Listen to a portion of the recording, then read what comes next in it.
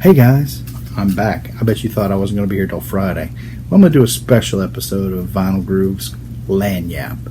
And what I'm going to do is I'm going to cover a band from Southern California that revolutionized music in 1961. Happens to be the first band I ever saw in concert. Stick around and find out who that is.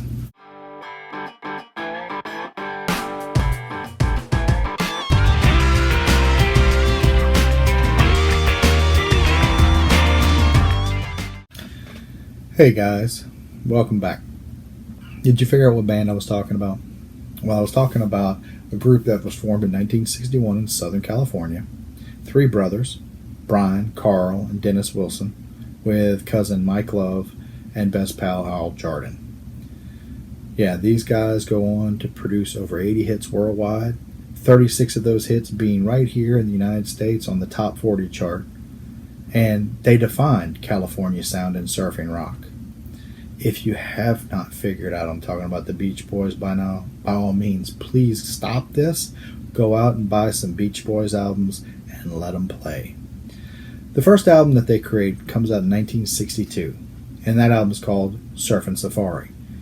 This is where we get introduced to the whole California sound and surfer rock, and you find out how the wonderful percussions and harmonizing vocals and clean guitar work, as well as your happy summer lyrics and everything flow together.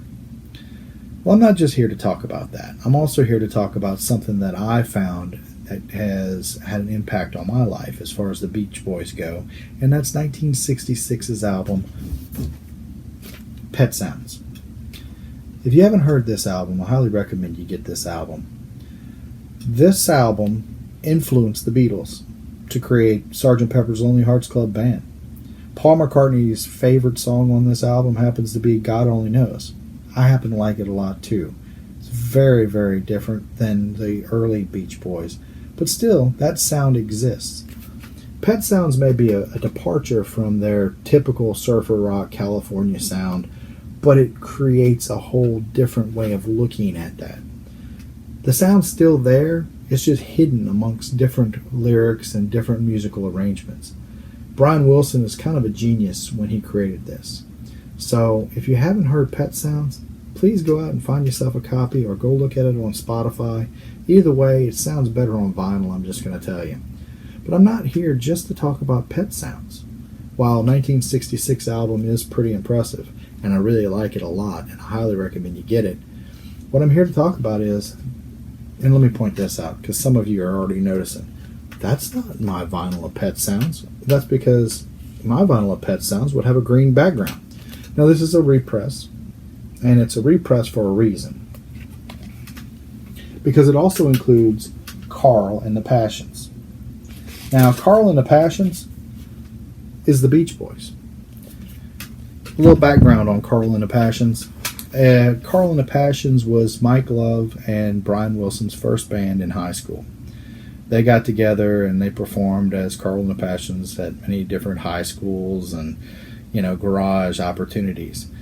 It wasn't until 1972 when Warner Brothers signed them to a long-term deal that they had an opportunity to try something different, more experimental. And Carl and the Passions is definitely different and more experimental. What you get is a sound that has overtures of the Beatles, Traffic, Seals and Croft, Crosby, Stills and Nash. You can hear those sounds through Carl and the Passions. The lyrics aren't like the old California sound or surfer rock. The lyrics are more brooding and more thought out.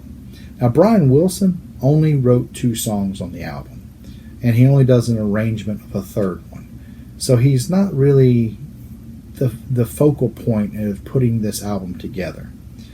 This is something that is Carl Wilson's album, more so than anything, because Brian Wilson takes a step back as the band leader. Now, Carl and the Passions, completely different sound.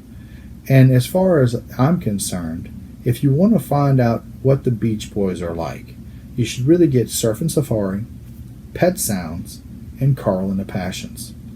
those three albums together will show you the growth and change of the Beach Boys over the years. Now, of course, they come back to full circle in the 80s when they do Kokomo, because they sound very much like the early surfer sounds and California sounds. But Carl and the Passions is something that's very unique, and you ought to give it a shot.